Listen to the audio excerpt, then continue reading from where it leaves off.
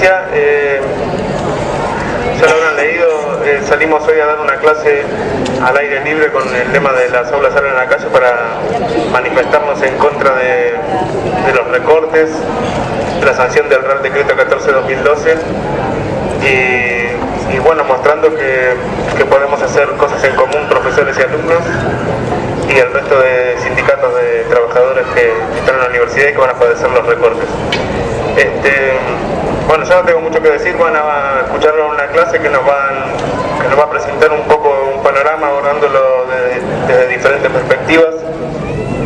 Se va a hablar un poquito de la historia de la universidad, del rol social que tuvo a lo largo de la historia, de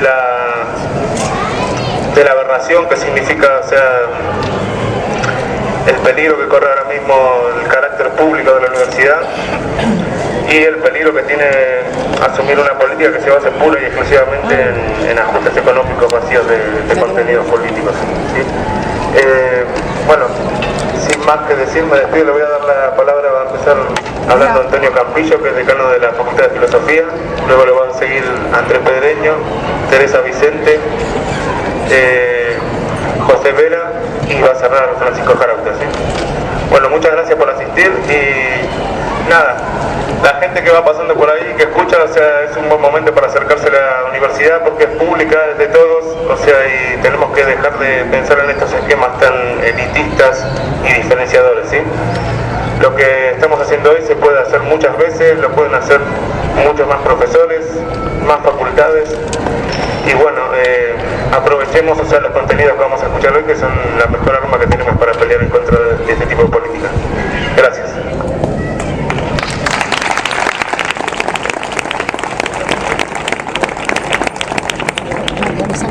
Buenas tardes y bienvenidos a este aula en la calle, a este aula libre, al aire libre, en la que vamos a tener un debate a la vez académico y reivindicativo, un debate genuinamente universitario entre profesores, estudiantes y cualquier oyente que se quiera acercar, y vamos a hacerlo sobre la universidad, sobre las universidades públicas en general, sobre la Universidad de Murcia en particular, y sobre el papel que las universidades han desempeñado no solo en España, sino en general en todas las democracias del mundo. Y lo que supone, por supuesto, la política de recortes económicos que está practicando el gobierno central y los gobiernos autonómicos, nuestro gobierno murciano, que pueden acabar estrangulando, ¿no?, la vida de las universidades públicas. Quiero agradecer a Javier Noble y a los demás estudiantes pues, que hayan organizado este acto y que, bueno, que nos hayan invitado a participar en él. A mí, como primer interviniente, me corresponde hablar un poco de la historia de las universidades, cómo han evolucionado hasta el momento actual, para entender un poco lo que está ocurriendo hoy. Bueno, como sabéis todos vosotros, las universidades son unas instituciones muy antiguas que nacieron hace unos 800 años en Europa, a comienzos del siglo XIII, en ciudades como París, Bolonia, Oxford, Salamanca, etc., ¿no? Y desde entonces han desempeñado un papel fundamental en la historia de Europa y a partir del siglo XVI en la historia del mundo. Yo voy a distinguir 4 grandes momentos en esta historia, 4 ciclos históricos. Un primer ciclo, los siglos de nacimiento, siglos XIII y XIV, las universidades surgen como asociaciones libres de estudiantes y profesores, en paralelo a otras asociaciones gremiales de artesanos, comerciantes, etc., en las ciudades europeas, y crean espacios libres de enseñanza, de debate, de discusión, independientes de los poderes políticos, económicos, etc. En ellas se estudiaban los saberes heredados de la antigüedad, lo que se llamaban las artes liberales. Liberales porque eran exclusivas de los hombres libres, el trivio y el cuadrivio, lo que llamaríamos las letras y las ciencias. Pero no las artes mecánicas, que eran propias de las clases populares. Se estudiaban estas artes liberales en la Facultad de Artes, y luego había otras 3 facultades que eran Derecho, Medicina y Teología. esta estructura de las universidades se mantuvo prácticamente hasta el siglo XVIII. Al principio fueron instituciones revolucionarias, como os he dicho, porque crearon un espacio nuevo, la Baja Edad Media, pero con el tiempo se fueron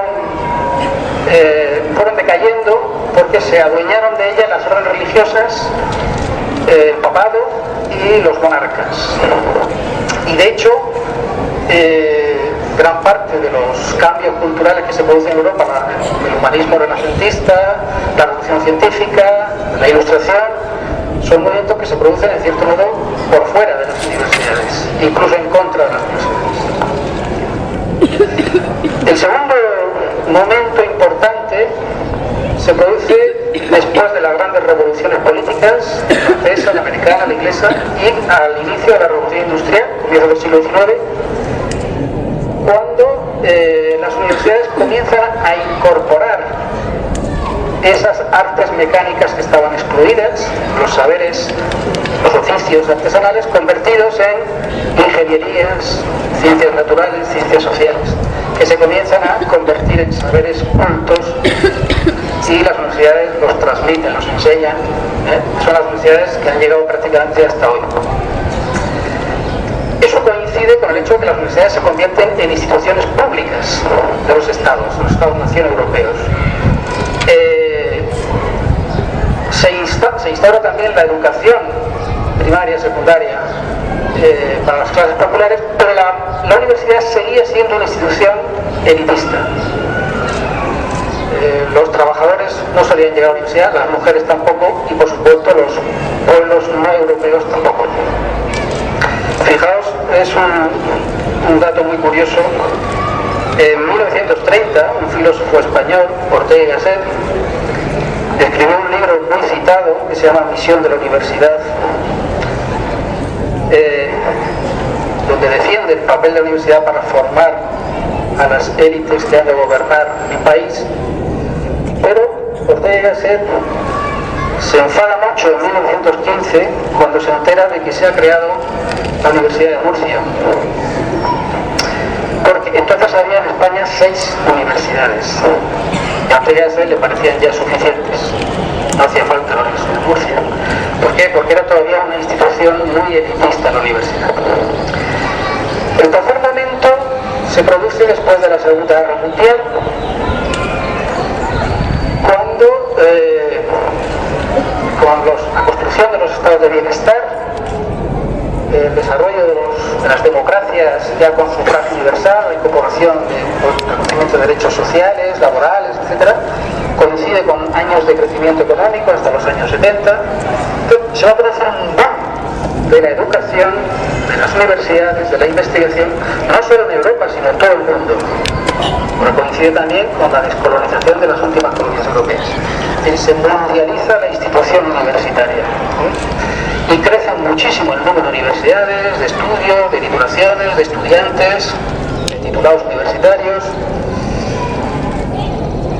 Se democratiza la universidad por primera vez. Esto hasta finales de los años 70. Pero, como sabéis, desde finales de los años 70 y a partir de los 80 se inicia una especie de contrarreforma del capitalismo, lo que se llama las políticas neoliberales, que van a intentar desmontar el estado de bienestar, privatizar los grandes sectores estratégicos, las grandes empresas de energía, transporte y comunicaciones, de la banca pública, etcétera. Todo eso se fue privatizando y el siguiente paso evidentemente eran los servicios públicos, las universidades, la educación, la sanidad, los servicios sociales, etcétera. De modo que el último periodo, el cuarto momento, es en el que estamos ahora, en las últimas décadas, en donde se ha ido produciendo un intento de debilitar la institución universitaria en general, las instituciones públicas. En España, estos dos últimos ciclos, el de expansión y el de crisis, se han producido más tardíamente, porque claro, España pasó por una dictadura, la dictadura de Franco, hasta el año 75, y por tanto el proceso de expansión de las universidades de crecimiento del número de universidades, que le parecían muchas a Ortega en los años 15, se produce después de la muerte de Franco, ¿no? El periodo democrático. Hoy, como sabéis, tenemos en España 79 universidades, de las cuales, esto es muy importante, 50 son públicas y 29 privadas. Y la crisis, digamos, el descenso en la financiación pública de la educación, las universidades y la investigación empieza a partir de 2008, ¿no? Con la crisis económica. Bueno, lo que estamos viviendo en esta última etapa de la historia rapidísima que os he contado de las universidades es una doble contradicción. Por un lado, ha habido un incremento de la demanda social de educación, de formación, de capacitación profesional, de investigación, y una disminución de la financiación pública. Este es el primer gran conflicto, la primera gran contradicción que se está produciendo. Y en segundo lugar, la segunda gran contradicción es que se nos dice todos los días que vivimos en la sociedad del conocimiento, que es muy importante invertir en el conocimiento, en I+D+I, porque vivimos donde el conocimiento es el principal capital, en fin, todas estas cosas, la garantía de la competitividad, pero el conocimiento se ha quedado reducido a una mercancía, es decir, hay una concepción cada vez más tecnocrática y mercantilista del conocimiento. Y de hecho, cuanto más se enfatiza esta sociedad del conocimiento, más disminuye la financiación a todas aquellas disciplinas, a todos aquellos conocimientos como humanidades, ciencias sociales, etcétera, que se consideran que son ornamentales, que no tienen un rendimiento técnico, económico a corto plazo, ¿no? Y que sin embargo son fundamentales para la formación cívica, cultural de cualquier población, de cualquier país democrático. Bueno, los efectos de esta doble contradicción, ¿cuáles son? Pues que se está produciendo una pérdida de autonomía de las universidades, ya os hablará Teresa luego. Uno de los efectos de este decreto que vamos a comentar aquí es que destruye la autonomía universitaria, que es un principio constitucional que está consagrado en el artículo 27 de la Constitución. Se han ido creando en los últimos años toda una serie de agencias de evaluación de la calidad de las universidades, que actúan de manera muy similar a las agencias de calificación de los bancos y de la deuda externa de los estados, que son las que, como una especie de gran hermano, deciden cuáles son las universidades buenas y las malas, cuáles son los profesores buenos y los malos, es decir, con un concepto de calidad supuestamente neutro, para establecer estándares de medición de las titulaciones, de los centros, de las universidades, todo esto de los rankings famosos de las universidades que el propio ministro está utilizando para desprestigiar a las universidades españolas. ¿Por qué? Porque estos estándares de medición de la calidad lo que pretenden es decir qué universidades son rentables, en qué universidades es rentable invertir y en cuáles no. Es decir, la evaluación de la calidad se utiliza como instrumento para justificar la desinversión pública en los estudios superiores. Otro fenómeno, otra consecuencia, la privatización de la enseñanza pública, que está produciendo en todo el mundo, de la investigación y de la docencia. Fijaos, hay un autor norteamericano, John Seaman, que habla ya de la ciencia post-académica, es decir, la que ha salido ya fuera de las instituciones universitarias. En Estados Unidos ya hay 8 de cada científicos que trabajan en empresas, fuera de las instituciones académicas.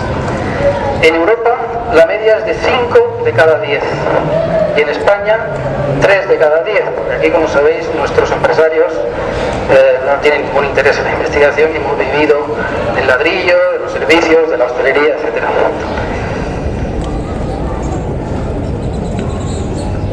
Bueno, como no quiero extenderme mucho, que tenemos muchos intervinientes, voy a saltarme. La situación en España.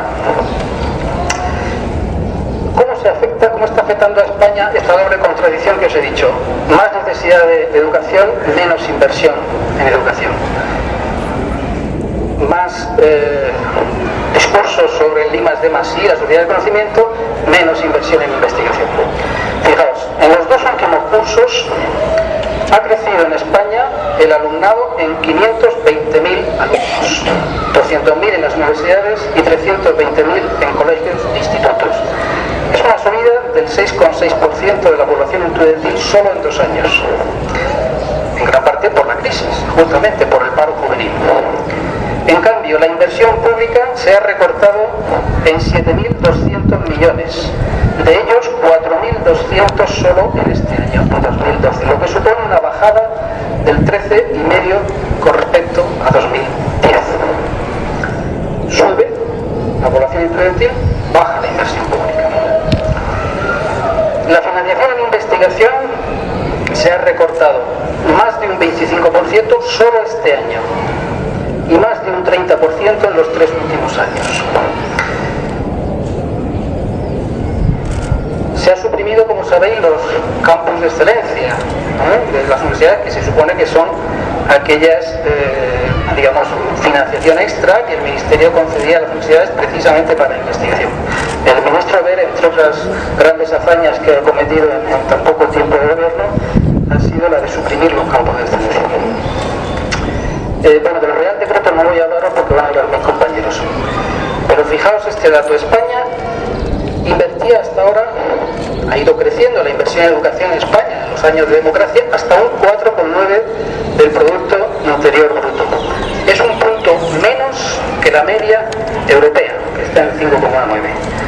Pues bien, en lugar de acercarnos a esa media, la política de recortes que estamos viviendo en los últimos tiempos puede hacer que en poco tiempo, en 2015, la inversión española en educación se sitúe en el 3,9%, es decir, todavía un punto menos por debajo, es decir, 2 puntos por debajo de la media europea, cuando en estos momentos Francia, Alemania y los países nórdicos están incrementando la inversión en educación y en investigación. Y termino con la Universidad de Murcia. En los 2 últimos cursos, los matriculados en la Universidad de Murcia han aumentado un 15%, pasando de 31.376 a 36.289, es decir, 5.000 alumnos más en 2 años. Mientras que en ese mismo periodo la financiación pública se ha reducido en un 14%. Y nos amenazan, como sabéis, con nuevos recortes tanto a las universidades públicas como a la enseñanza no universitaria. Esta es un poco la situación en la que nos encontramos, ¿no? Es decir, por resumir rápidamente, desde el caso español, desde la llegada de la democracia, hemos vivido un ciclo de gran crecimiento, de gran expansión de la educación en todos los niveles educativos, de las universidades, incluida la investigación, y desde 2008 lo que estamos viviendo es un proceso de desmontaje, de desconstrucción de todo lo que se había conquistado, tanto en educación como en universidades como en investigación. Es una especie de política programada de destrucción de un pilar básico de la democracia española como es la educación y la investigación. Bueno, pues nada más, voy a dejar a mi compañero que continúe.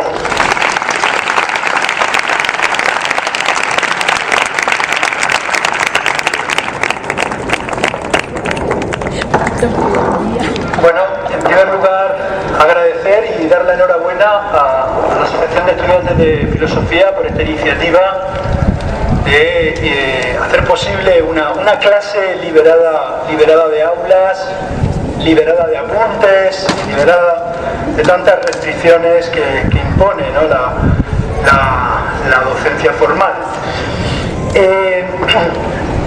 Yo básicamente voy a centrar mi intervención en conectar este Real Decreto con la crisis en la que estamos, lanzar algunas ideas sobre qué significa esto del problema o la crisis de la deuda y cómo inclusive dentro del propio Real Decreto que nos convoca aquí desde una posición de protesta, cómo el propio Real Decreto introduce ese mecanismo de la deuda en su propio articulado. Nos convoca un Real Decreto, nos convoca la protesta un Real Decreto de 20 de abril que tiene como título Medidas urgentes de racionalización del gasto público en el ámbito educativo. Esta idea de racionalizar el gasto público es una frase que me gustaría, es una palabra, es un término, un concepto que me gustaría subrayar. Y justamente dado que esto es una clase, para traer aquí un argumento de autoridad, una cita de autoridad, básicamente Walter Benjamin decía aquello, ¿no? De todo documento no existe documento de cultura que no sea a la vez un documento de barbarie. Y este efectivamente, por mucho que se embista con estas palabras de racionalización del gasto público, oculta o tiene un discurso de barbarie.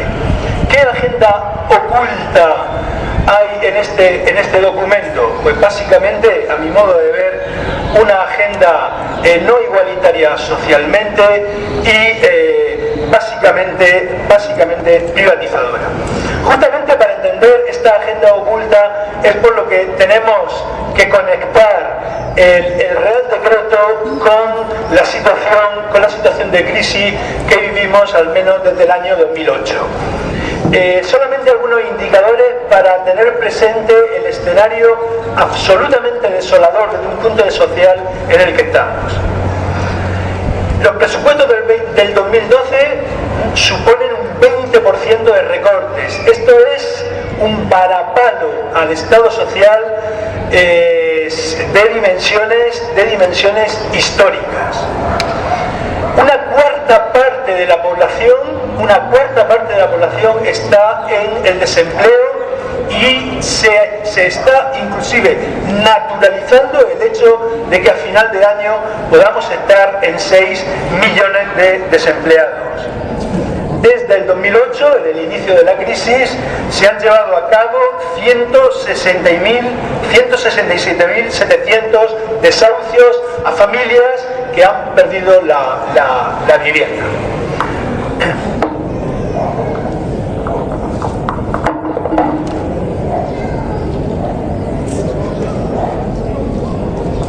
Bien, justamente los recortes anunciados en este Real Decreto se embisten con esta jerga o con este lenguaje de la racionalización que pretende con ello hacernos llegar un lenguaje de neutralidad, medidas que serían social y políticamente neutrales y además inevitables en la medida en que hemos gastado más de lo que debíamos, tenemos más universidades que California, todo este tipo de pensamiento, de lugares comunes que en definitiva trasladan a la sociedad un mensaje de que estas medidas de racionalización son neutrales y también inevitables. Por ello mismo me parece que es indispensable entender qué está pasando en esta crisis de la deuda. Bien, hay un informe reciente del Banco Internacional de Pagos. Nos ofrece datos del 2010 sobre la deuda acumulada, que en el 2010 suponía un 400% del Producto Interior Bruto de este país. Y nos ofrece datos muy interesantes desagregando esta deuda, de tal forma que el 63% del total de la deuda es una deuda privada, es una deuda de empresas financieras y no financieras. Un 21% del total de la deuda es una deuda asignada a familias, mientras que un 11% es la deuda de titularidad pública. Me parece que esta primera desagregación ya es interesante.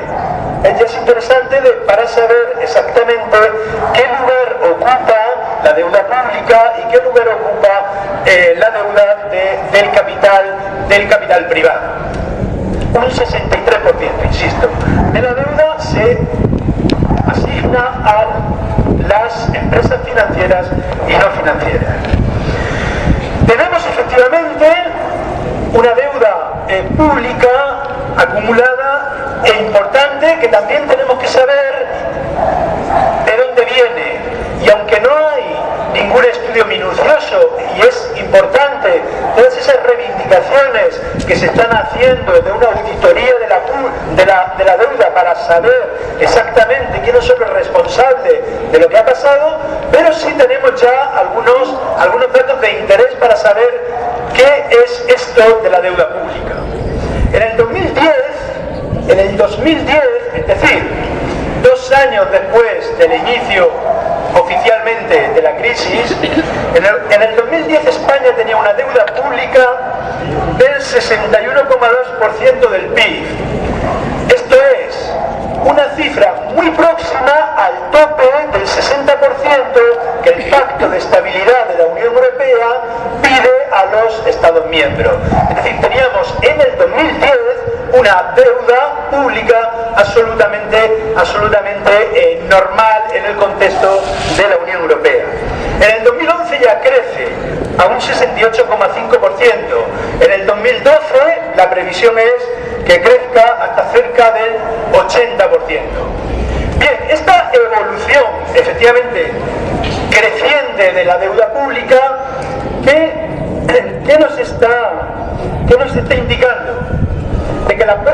Nos está indicando que la deuda pública no tiene su origen tanto en un despilfarro, en un supuesto despilfarro, esa jerga del ministro a la que antes me refería. Hemos gastado más de lo que debíamos, tenemos más universidades que California, hemos gastado mucho en gasto universitario y no tenemos ninguna universidad entre las 100 primeras, etc. Toda esta jerga que nos está diciendo que el origen de la deuda pública es el despilfarro, pues lo que estamos viendo es que no es así. En el 2010 teníamos una deuda acumulada absolutamente normal. 2 años después, efectivamente, ha crecido al 80%. ¿Pero qué ha pasado? Que el Estado ha tenido que invertir gasto público en la gestión de la crisis, darle dinero a los bancos, subsidios de desempleo, etcétera, etcétera, etcétera. Por tanto, esta crisis tiene su origen en los excesos del capital financiero. No voy a entrar aquí en lo que sucedió en los Estados Unidos entre el 2007 y el 2008, pero es interesante como una crisis que tiene su origen claramente en la lógica del capital financiero, y que sin embargo se ha trasvasado a los estados. ¿Y qué han hecho los estados? Pues a su vez traspasar la crisis a las clases populares, porque son las clases populares las que más necesitan de los servicios públicos, de tal forma que el Estado traspasa la crisis a los sectores populares en forma de recorte de los gastos sociales. La política pública para el acceso a vivienda ha sufrido un recorte del 40,5%. La educación pública de un 24,3%. La cultura de un 32,3%. La sanidad de un 10,4%. Los servicios sociales un recorte del 7,4%. Es interesante esta historia que contaba muy rápida. Lo único que me interesa es que se retenga cómo de repente una crisis que ha tenido un determinado origen en los excesos del capital financiero termina traspasándose a los estados para posteriormente traspasarse a la sociedad con todos estos recortes de los gastos sociales. En En definitiva, estos recortes, esta racionalización del gasto público, lo que nos está indicando que no es para nada neutral, se está cargando la crisis a espaldas de los sectores populares y, por el contrario, los auténticos orígenes de la crisis no son tocados, y el discurso de la inevitabilidad de la racionalización del gasto público por el supuesto despilfarro también queda en cuestión cuando vemos que efectivamente el mecanismo de la deuda tiene otra lectura política necesaria. Otro argumento de autoridad que a menudo me he acordado de él cuando estos días Deleuze, el filósofo francés, en un texto muy recomendable que tiene analizando el paso de las sociedades disciplinarias que analizó Foucault a las sociedades de control, tiene una frase que a mí, que leí el texto desde hace mucho tiempo, y sin embargo es una frase que siempre se me ha quedado en el recuerdo y que me parece pertinente poner encima de la mesa para entender efectivamente cómo la deuda es un mecanismo político de control social. Deleuze, cuando habla de las sociedades de control, dice: a diferencia de las sociedades disciplinarias analizadas por Foucault, el control ya no se ejerce mediante el encierro, dice. El hombre, y esta es la frase, ya no está encerrado, sino que está endeudado. Y efectivamente, la deuda hay que entenderla como un mecanismo fundamentalmente de disciplinamiento social. Los asalariados aceptaron las reconversiones de los 80 y han aceptado unas denigrantes condiciones laborales y salariales todas estas décadas porque justamente han tenido acceso al crédito fácil que luego se ha convertido en una auténtica trampa. Los estados son chantajeados por el mecanismo de la deuda. Deleuze, efectivamente, nos lo enseñó hace 20 o 30 años. El hombre no está encerrado, sino que en las sociedades contemporáneas está endeudado. Es disciplinado mediante la deuda. Me parece que podríamos preguntarnos, toda esta subida que contempla el Real Decreto de las tasas de matrícula universitarias, que más o menos supone el paso del 18% de media actual al 40%, que es lo que plantea el decreto. Toda esta subida de las tasas, en un contexto que además implica la reducción de las becas garantizadas por el sistema público, ¿a qué va a obligar? ¿A qué va a obligar a los estudiantes que quieran estudiar?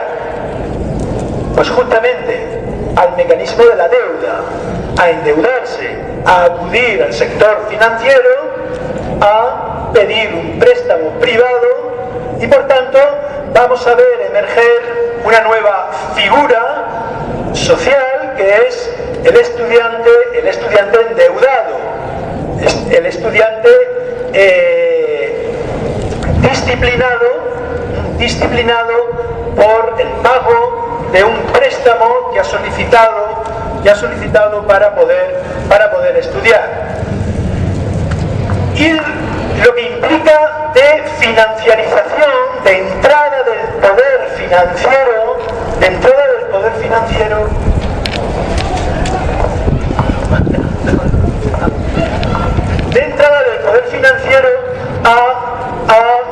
a hacer posible el pago de las matrículas universitarias. Entonces, en una auténtica mercancía. Se convierte, es decir, hay recomiendo, estamos en una clase, por lo tanto necesitamos también de la bibliografía. Lo tenéis en internet, en una editorial que se llama Traficantes de Sueños. Tienen un librito que se llama La Universidad en Conflicto. Hay un capítulo que no lo podéis perder para entender qué es exactamente esto del estudiante endeudado. Se llama el capítulo La pedagogía de la deuda, en donde lo que viene a plantear es efectivamente esta conversión de la relación del estudiante con sus estudios en términos de mercancía. Y bueno, voy a acabar con esto y luego en el debate, si queréis, seguimos hablando.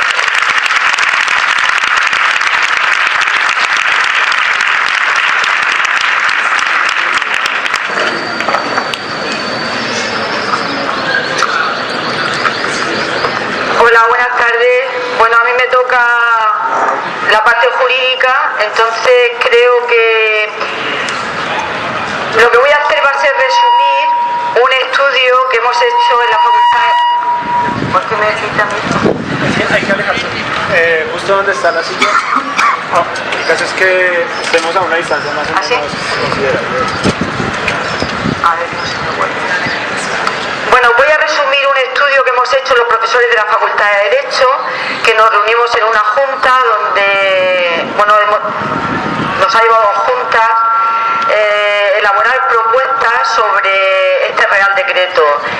La decisión final, que ya le hemos dado parte a la Junta de Gobierno de la Universidad, es que solicitamos la retirada inmediata de este... Bueno, me siento. El resumen del estudio jurídico que hemos hecho los profesores de la Facultad de Derecho de la Universidad de Murcia, que hemos tenido dos juntas con el único tema de estudiar este Real Decreto y hacer un análisis. La decisión final, que ya se ha dado traslado a la Junta de Gobierno de la Universidad, es que rechazamos este decreto de forma absoluta, pedimos su retirada inmediata y en caso de que no se consiga esto, anunciamos un recurso de inconstitucionalidad, porque lesiona gravemente el modelo de educación de nuestra Constitución, el modelo universitario, la Ley Orgánica de Universidades y principios básicos de nuestro modelo democrático, como es el principio de igualdad de oportunidades, como es el principio de que nuestros poderes públicos están para asegurar servicios públicos de calidad a la ciudadanía y porque lesiona el principio de autonomía universitaria. Es decir, en este Real Decreto lo que se intenta es ordenar la vida de la universidad, que no se conoce en absoluto por la cantidad de errores que comete, y además ordenarlo de la manera más antidemocrática, que es por medio del Real Decreto. En un marco general, pues esto significa que le ha tocado a la educación y en concreto a la educación universitaria, pero esto lo llevamos sufriendo desde la reforma constitucional de este verano. En la reforma constitucional lo que se hizo a espaldas de la ciudadanía y negando el derecho que tenemos todos los ciudadanos de un referéndum cuando se van a tocar cuestiones importantes de nuestra Constitución, y la reforma constitucional tocó nada más y nada menos que el modelo de nuestra Constitución, es decir, se cargó el modelo social de derecho que se consagra en nuestra Constitución. Pues bien, esto se hizo a espaldas de la ciudadanía. Nuestros parlamentarios, si se reunía un número determinado de senadores, se podía someter esta decisión a un referéndum, pero nos negaron nuestros propios representantes esta oportunidad, con lo cual se puso de manifiesto de una manera clara que a partir de ahí nos iban a legislar por Real Decreto. Es decir, que si no han permitido que la ciudadanía hable cuando se rompe un pacto constitucional, a partir de ahí nos van a ir, cada sector jurídico pues lo van a ir modificando para someterlo a las condiciones económicas de un modelo que no solamente está fracasado, sino que nos lleva al suicidio colectivo. Es decir, todo esto es para salvar un modelo económico europeo, trasnochado, capitalista, pero alejado de un capitalismo productivo en el que se basó nuestro pacto constitucional en 1978 y en base a un capitalismo especulativo que va a convertir todos los derechos de los ciudadanos y todos los recursos básicos en mercancía. Hace unos meses le tocó al Estatuto de los Trabajadores, le tocó al ámbito del trabajo y ahora en abril nos ha tocado al ámbito educativo y en concreto al ámbito universitario. Con lo cual se ha convertido la universidad en un centro más de creación de beneficio, en el cual la educación se aleja de un derecho ciudadano con las medidas que se han tomado. Va a ser una universidad a partir de ahora que lo único que cuenta es el dinero, es decir, no cuenta la ganas de estudiar, no cuenta el sacrificio intelectual, no cuenta las ganas de conocer y de hacer un mundo mejor. No, lo único que cuenta es que se tenga dinero suficiente para comprar la titulación. Nosotros hemos calculado en nuestro departamento con el secretario y, por ejemplo, la Facultad de Derecho, el título con 6.000 euros se les ha abogado en esta facultad. Entonces eso se puede hacer en cada facultad. Es decir, la gente que tenga 6.000 euros pues será abogado. 6.000 euros por año. ¿Esto qué pasa? Pues que la universidad pública con esto se la carga. Es decir, hasta ahora eso pasaba en las universidades privadas, todos lo sabemos. Yo estudié en los 80 y los estudiantes que queríamos hacer máster pues teníamos que tener dinero para poder ir a Estados Unidos o a Europa para hacer máster. Los que no podían. Ahí no contaba para nada el currículum, contaba simplemente el dinero. Pero ahora pasa en la educación universitaria. Con lo cual, este principio básico de la Constitución de la igualdad de acceso a oportunidades, pues no desaparece. Y cuando se cargan un principio constitucional, pues se cargan todos los derechos que derivan de él.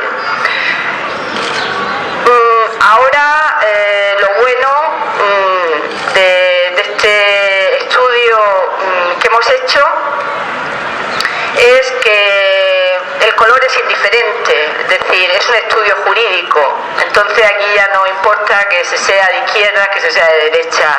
Es decir, se está legislando de una manera inaceptable desde el punto de vista jurídico y eso es lo que os quería comunicar.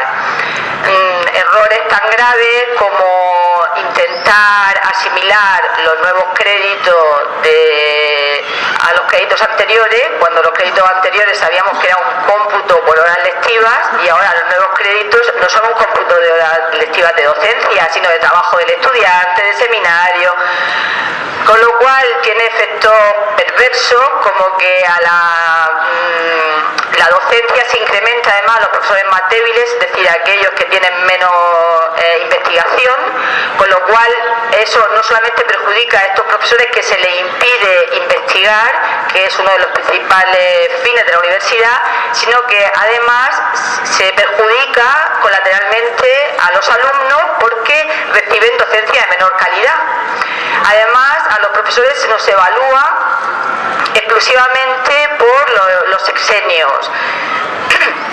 Los sexenios es algo voluntario para el profesor. Hay muchos profesores que investigan, pero no están de acuerdo con la política de los sexenios y por tanto no se someten a ella. Y ahora simplemente se nos califica obligándonos a estos sexenios. Los que no tienen sexenios son castigados.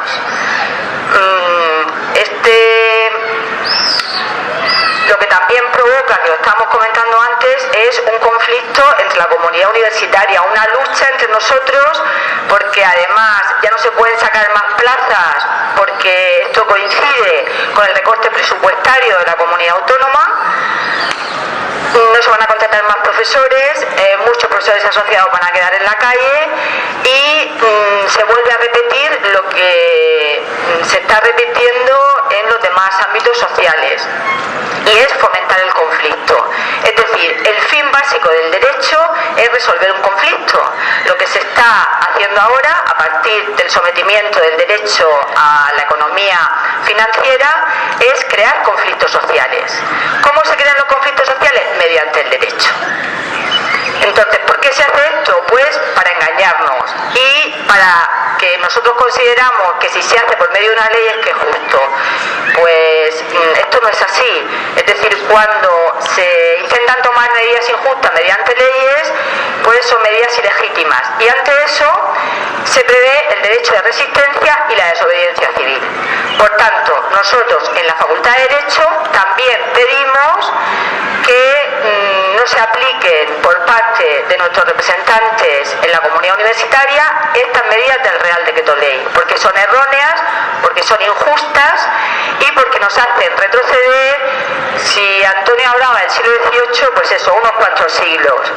Pero no estamos dispuestos a retroceder, no estamos dispuestos a dar ningún paso atrás, porque lo que está en juego es nuestra juventud, es el futuro de nuestros jóvenes, y además lo que está en juego es renunciar a nuestros derechos en virtud de un sistema económico que nos perjudica a todos, y además que se está imponiendo a golpe de decreto y a golpe de represión. Y esto va más. Uno de los peligros de este modelo es que aumenta la represión. ¿Por qué? Porque las leyes injustas, para cumplirse, necesitan fuerza, y por eso la represión policial la tenemos tan presente. Quiero concluir mi intervención citando un caso que tenemos en la universidad de un centro social autogestionado que nació el pasado mes de febrero, cuando en ejercicio de este derecho de resistencia que os acabo de explicar y de la desobediencia civil, pues un grupo de estudiantes y de personas que necesitaban un espacio social para discutir estos problemas y para dar una salida a las necesidades culturales, a las necesidades deportivas también y a las necesidades de encuentro, pues se ocupó un centro de Zarandona que es de la universidad, pero que estaba en desuso desde el año 2009, tengo toda la documentación, y en el 2008 se empezó a mover, en el 2009 se dejó en el cajón, y a partir de que ha sido ocupado, inmediatamente las personas que lo ocuparon montaron una mesa de negociación con la universidad, pues yo quiero pedir desde aquí a la universidad que vea, que vea este acto como lo que es, que no lo vea como un acto aislado de unas personas que por la fuerza han entrado a un sitio que no es suyo y que lo están ocupando. Esto no es así. Esto es una reacción espontánea de supervivencia social. La universidad tiene que abrir los ojos a esto y tiene que dar apoyo a esto, porque si no, estaremos aquí, por un lado, denunciando un Real Decreto y apoyando medidas de urgencias, y por otro lado, cerrando los ojos a una medida que es la misma que luchar contra este Real Decreto. Muchas gracias.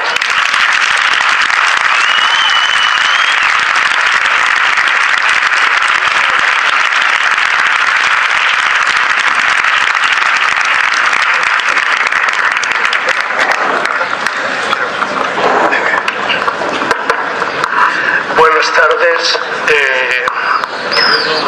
En primer lugar, muchas gracias a los amigos estudiantes de filosofía, Jaime, Alejandro, muy en particular, que sin estar, no habiendo podido matricularse, sin embargo, ha colaborado de una forma generosa en el trabajo de preparación de esta clase en la calle, y a todos los que participan a lo largo de estos últimos meses, pues también mi apoyo fraterno y mi disponibilidad. La universidad y la Universidad Española no está en crisis desde hace 6 semanas. No es un hecho reciente. La situación actual puede ser una nueva y seria vuelta de tuerca. Pero yo que estoy ya casi 4 meses de mi jubilación,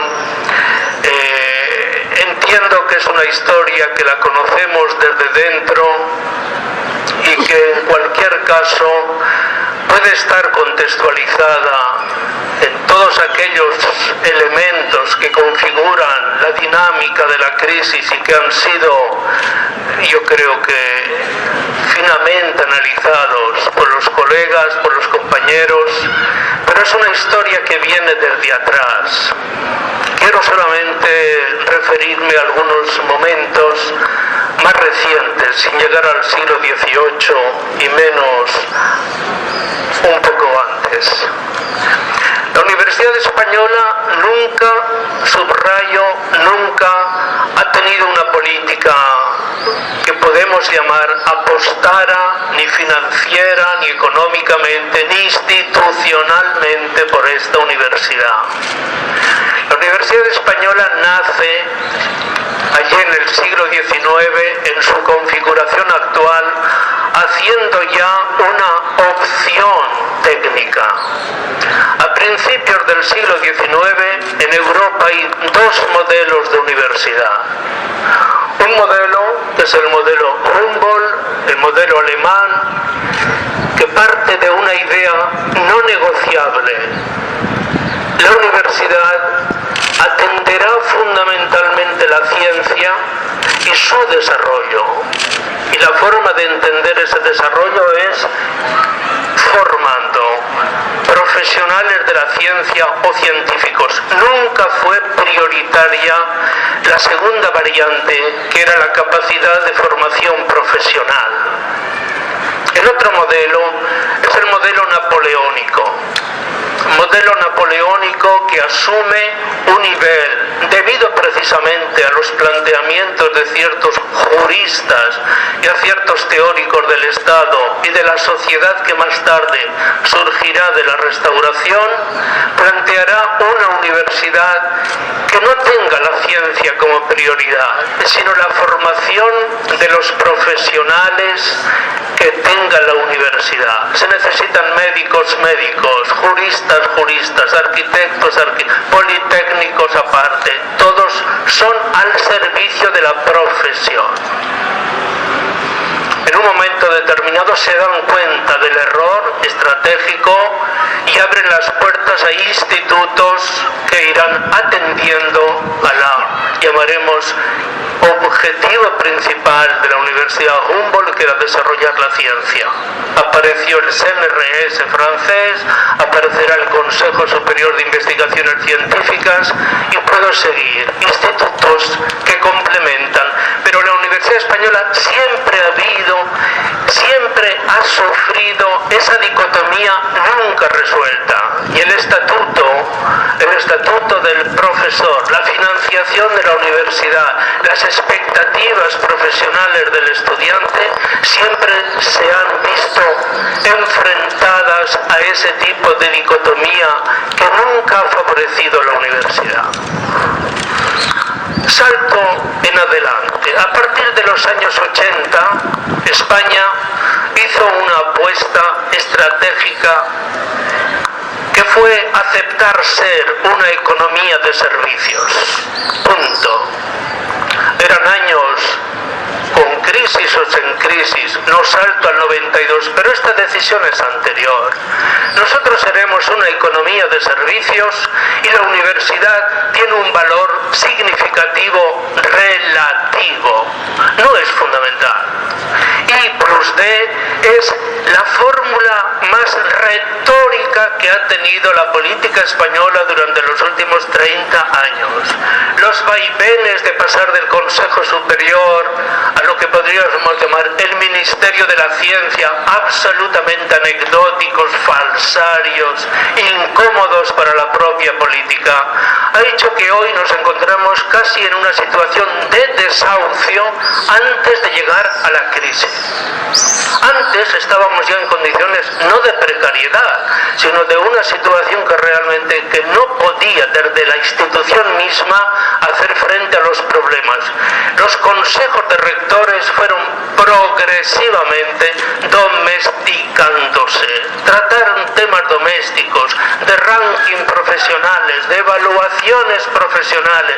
Nunca hubo voces importantes en defensa de un desarrollo como tenía que ser en el contexto en el que se estaba dando. Y entre tanto llega Bolonia. Además llega Bolonia, una racionalización a la baja de los modelos universitarios que tenían que estar orientados fundamentalmente a una profesionalización de bajo ranking y que iba a ser normalizada para todos, creando una adaptación a los modelos burocráticos impensables en situaciones anteriores. Un cierto fair play que tenía la Universidad Española con sus estructuras mucho más abiertas, asignaturas optativas, perfiles más individuales que cada uno podía orientar, llega a Bolonia y lo elimina con su filosofía del grado, haciendo prácticamente lo que se dice una castración institucional sin precedentes. Y pasamos por el aro de Bolonia. No había otra. Aceptamos las condiciones, las reglas del juego. Era una especie de hándicap incorporado por la propia política europea. Disidencias aparte, las hubo, pero no significativas, y al final la hoja de ruta se impuso a todo el mundo. Cuarto momento. Llega la crisis, que ha sido tratada de una manera, me parece, precisa y correcta desde mi punto de vista, digo. Y una crisis que modifica totalmente los pequeños márgenes de operación que quedaban. Ha sido dicho con mucha claridad. Llega un momento en que primero la privatización de los servicios públicos, en segundo lugar la progresiva forma de empobrecimiento de las instituciones educativas. No se trata solo de la universidad, se trata de todo el sistema educativo del país.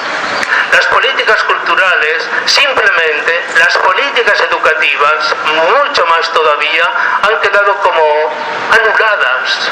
Hoy el juego prácticamente ya no existe. Y lo que primero extraña es que asistamos a un tipo de debate político, es que esto afecta al Parlamento español como afecta a todos los niveles de la política, inclusive a los sindicatos, que entran al juego precisamente en esa defensa de las pequeñas partidas, de los problemas de compensación salarial. Claro, la situación es súper grave, los 5 y pico millones de desempleados son algo más para que arda el país. Ha surgido en el escenario político un sujeto político no esperado, que nadie lo esperaba, ni lo ha convocado nadie, y ha sido, perdonad, la familia española, que se ha hecho subsidiaria de la crisis y hoy financia al hijo, mañana a la hija, pasado mañana hasta el nieto. Pero los recursos de financiación de la familia española se han terminado. A medio plazo ya no será un sujeto relevante en el tiempo de llamaremos, es como un monte de piedad virtual que ha crecido para hacer frente a la precariedad generalizada. Estamos ante un momento peor todavía, porque la política se ha convertido en contabilidad. Estamos en manos de contables que quieren hacer caja todos los viernes. Y si la caja no llega, nuevos recortes. Yo tengo pánico a estos viernes apocalípticos.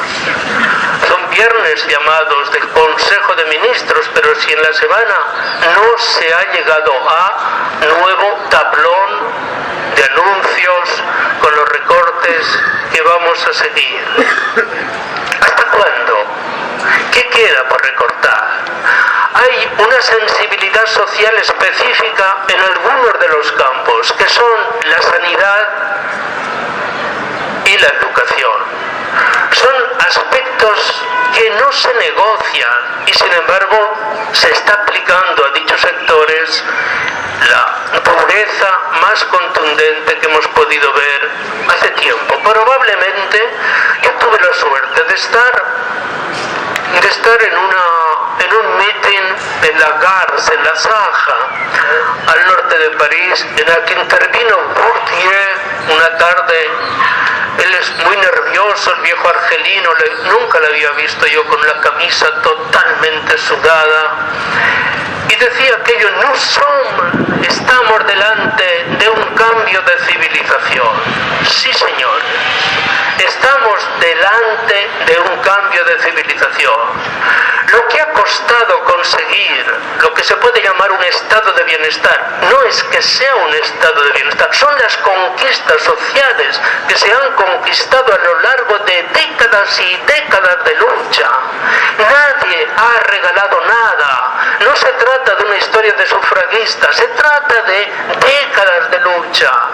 Y ahora, por razones técnicas, contables, se va liquidando capítulo tras capítulo lo que queda de ese estado de bienestar. Obviamente la universidad tiene dificultades añadidas. Dificultades añadidas por dos razones elementales. La primera, hemos entrado desde hace ya 30, 40 años en lo que se llama la sociedad de la información y la sociedad del conocimiento. No podemos prescindir de esta lógica. Yo lo decía, en los años 40, 50, 57, cuando después McLuhan habla del Global Village, estamos hablando de que hoy es más importante aprender a aprender que aprender. Es mucho más aprendante. Eso que llamáis navegadores, es mucho más importante. Hoy la información es lo más democrático que existe. Un golpe de teclado y te cae la catarata de todo lo que quieres saber y más. Pero eso no produce. Hay que crear frente a la sociedad de la información desafíos metodológicos, prácticas educativas, formas de conocimiento que nos permitan articular esa forma. Y eso conlleva sobre todo trastocar el modelo, el mapa de las profesiones. La universidad está dormida. Su nivel de innovación es cero. Está atrapada por las deudas administrativo-burocráticas. Se trata de crear un nivel de innovación mucho más potente. Se trata de innovar para crear la universidad del futuro. Se trata de inventarse los modelos de intervención política como este. Se trata de ser más intervencionistas, más situacionistas también, más transformar el acontecimiento en hecho político, estar frente a y estar mantenidamente frente a. El sistema de las profesiones se ha modificado totalmente. Es que yo quiero ser tal cosa, narices. Dígase usted qué quiere ser dentro de 10 años. ¿Por qué? Porque el mercado laboral se ha trastocado totalmente. La correspondencia, la adecuación, la simetría que había antes entre universidad y mercado del trabajo ha saltado por los aires. Se trata de buscar modelos que den capacidades, y esto no es avanzar a favor de una sociedad tecnocrática, no, señores. Se trata de incorporar la reflexión democrática al espacio del conocimiento, a la producción del conocimiento y de la ciencia.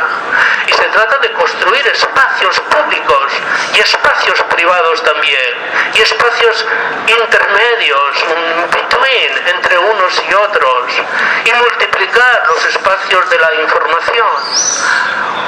Coger la lista de los seres que que van a aplicarse a los medios de información en los próximos meses. En los 3 próximos meses no habrá medio de información que no liquide a lo mejor el 30 al 40% de sus trabajadores.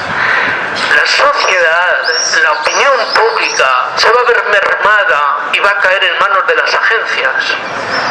Las agencias que sirven sus flashes directamente, Cool, Mr. Murdoch and Company. Digamos, crear opinión, la universidad. Yo he pasado 30 años en esta universidad. Durante un tiempo, aquí están amigos como Alejandro, etcétera, compartíamos una discusión, Pepe, viejos tiempos también. Hubo un tiempo en que se atomizó totalmente la universidad, no había una voz pública, parecían aquel cuento de Gogol, almas dormidas. No había una actividad política, no había un pasquín, la universidad era un espacio absolutamente profiláctico, no había ni siquiera un shum, un grafiti en la universidad. Todo era, todavía se encargan los conserjes que no aparezca el del grafiti, ¿sabe? Porque es tan no sé qué. No, el espacio público debe estar llenado de mapas, debe estar llenado de conceptos, debe estar lleno de historias. Hay que inventarse otra universidad. Decís, pero estábamos hablando de la crisis de la universidad. Ya lo sé, estamos hablando de la crisis de la universidad, faltaría. Pero es que hay otras crisis. Y la inercia que nos lleva es precisamente la primera de todos a recuperar la política dentro de la universidad. Es inaceptable que trabaje